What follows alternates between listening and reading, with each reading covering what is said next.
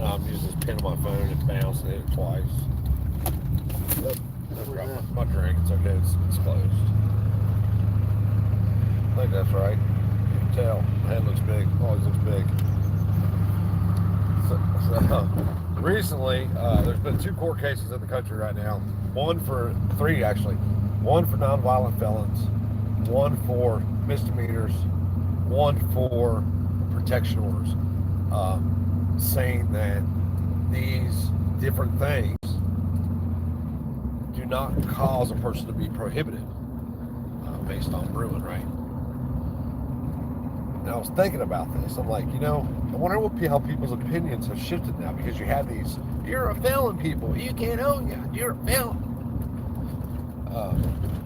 So, if your opinion shifts based on what the court says, you should really look into your soul and think about how your mind works. Because I think that is a clear indication of indoctrination or a love for the boot. Either one. Or you just maybe one of the zombie farmers kind of people. I can't help what the law is. I got to enforce it. The only way to get rid of the Nazis is to become a Nazi. That's how you do it. And he hasn't changed anything at the time that he's made a fascist pig.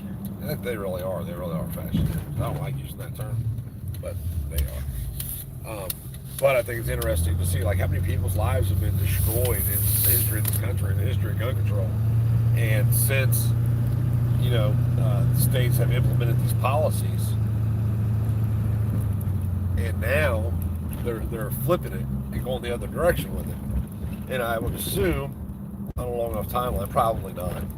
If you get somebody in there with any common sense, or if they truly do go by, those courts saying that they don't give a shit about the Burr decision. But if they truly go by that, the truth of it is that felons and criminals are what founded this country.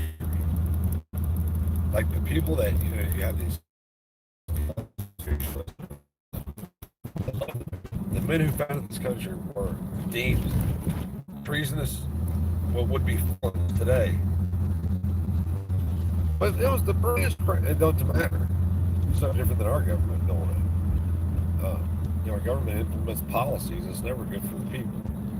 And then when they have enforcers, the gas station clerk, they put their lives on the line every day. And they deal with far more people than cops, far more dangerous people than cops do. No, cops sign up because of the benefits and seeking that power. That's what sociopaths do.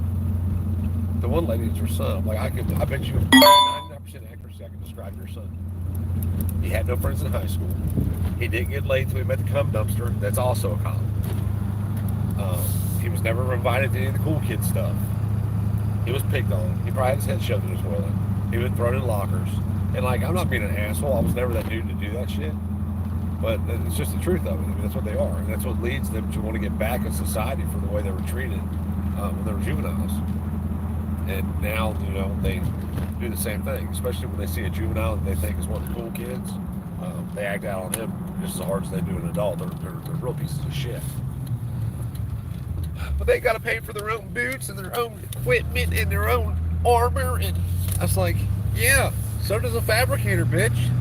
I don't, it's just the logic behind it, man, is just as creepy as what it is. Even if it's your own kid, it's still creepy as shit. But anyway, I'm curious to see the more that this progresses with this, the government can't prohibit these people, how the line of thought shifts by the bootlicking pieces of shit that hate their fellow man.